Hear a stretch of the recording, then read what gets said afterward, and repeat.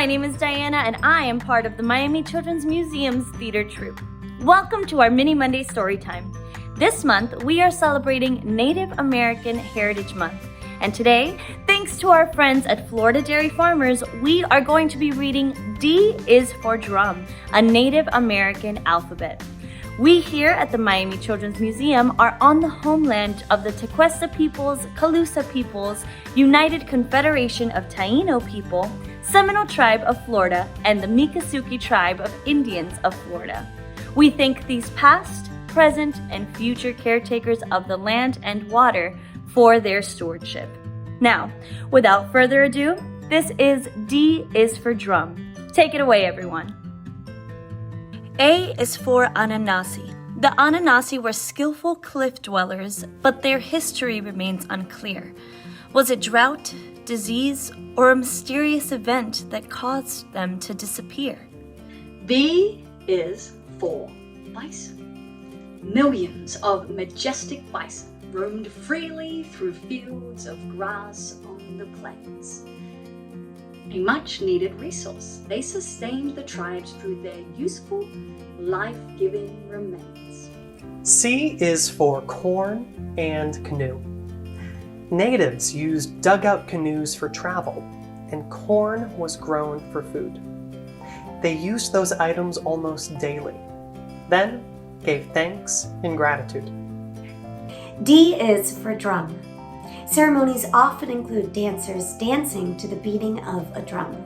The music and movement offer how that life-giving rain will come. E is for Earth Lodge. Earth lodges seem to spring from the ground.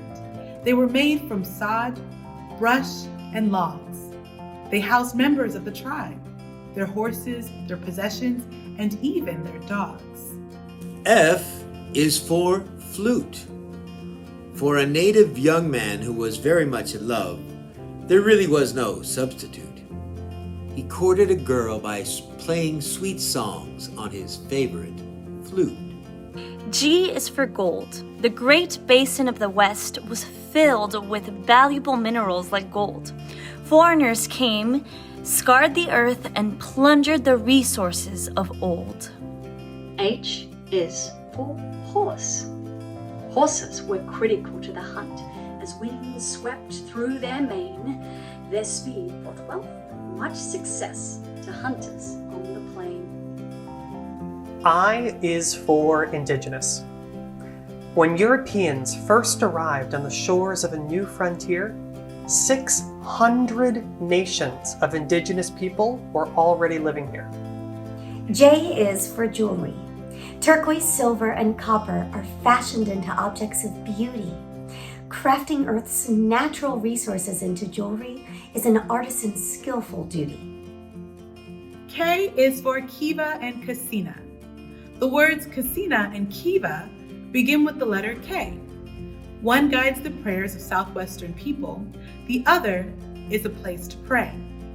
L is for lacrosse. Lacrosse is America's oldest sport. It helped Native Americans prepare for war. With hundreds of players and games lasting for days, it was a challenge for teams to score. M is for medicine pouch. The healer's medicine pouch carried herbs and plants for a much-needed cure. The soft hide bag symbolizes hopes and dreams and helped to reassure. N is for name. Native names are important words. They're given to newborns with care. Honi means wolf. Woya means dove. And Nita is Choctaw for bear. O is for Osage orange tree. Bows and arrow are often made from the limbs of an Osage orange tree. It will bend, but it is very hard to break.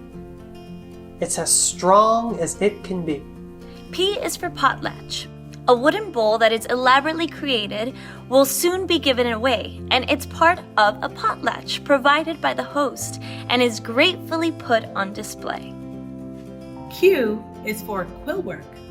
Quill work provides a social time when artisans gather and do their best using quills from birds and porcupines to decorate moccasins and vests. R is for rattle. Native Americans make rattles from many things: turtles, gourds, or horns.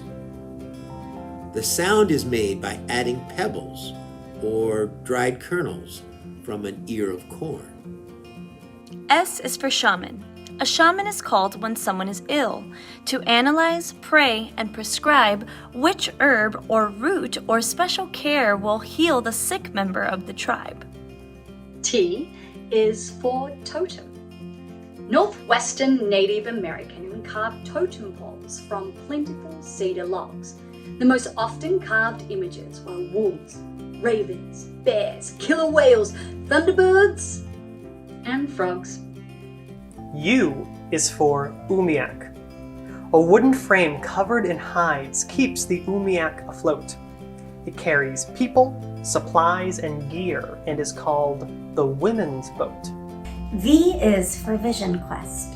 Native people might take a journey to connect to a spirit during a vision quest. It's a special time to reflect. W is for weaving.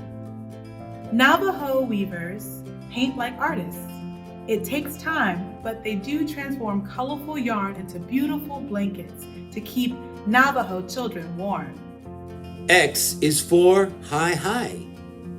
A tribe living on the northwest coast has a name that you must say twice. They share the land with the white spirit bear and are called by the name hi-his. Y is for Yupik. Yupik masks may be relatively small or so large they're difficult to wear. Yupik dancers depict Arctic life like walrus, fish, berries, and bear. And Z is for Zuni. Talk of beautiful native art certainly must include Zuni pottery, which is used for meals and serving food. Thank you to our friends at Florida Dairy Farmers, and thank you for watching. If you like what you saw, be sure to follow us on Facebook and Instagram and subscribe to our YouTube page for more videos. That's it for now. Bye, everyone.